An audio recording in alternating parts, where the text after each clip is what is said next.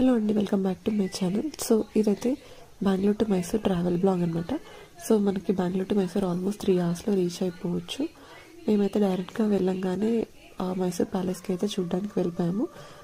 లోపలికి అయితే mobiles allowed, so ఎన్ని ఫొటోస్ కావాలంటే అన్ని ఫొటోస్ అయితే మనం తీసేసుకోవచ్చు.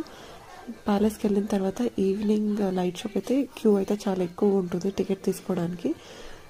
సో మేమైతే తొందరగా వెళ్ళి లైన్లో నిల్చునేసాము. బికాస్ లిమిటెడ్ సీట్సే ఉంటాయి. ఈవినింగ్ ప్యాలెస్లో ఇలా లైట్ షో ఒక 30 minutes ఉంటుంది.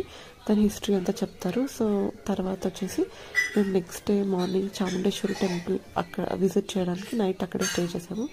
నెక్స్ట్ డే మార్నింగ్ అయితే చాముండేశ్వరి టెంపుల్కి వెళ్ళిపోయాము. మనకి లోపలికి మొబైల్స్ అయితే వెళ్ళాము, బట్ లోపల మనకైతే విగ్రహం తీయడానికి పర్మిషన్ ఉండదు. సో చాలామంది కింద నుంచి పైకి వాకింగ్ ద్వారా కూడా వస్తూ ఉంటారు. ఇలా కిందకి రివర్స్లో వెళ్ళినప్పుడు ఇలా నంది చూసాము. సో మనకి దాని చుట్టుపక్కల ఇలా ఒక దగ్గరలో ఒక వాటర్ ఫాల్స్ కూడా ఉంది. దాని చుట్టుపక్కల ప్లేస్ కూడా చాలా పీస్ఫుల్గా ఉంది. తర్వాత అయితే మేము ఇలా పార్క్ వెళ్ళిపోయాము అనమాట. పార్క్లో అయితే చాలా వ్యూ అయితే సీనరీస్ అయితే చాలా బాగున్నాయి. సో ఒకవేళ మీకు ఈ వీడియో నచ్చితే do like, share and subscribe to my channel.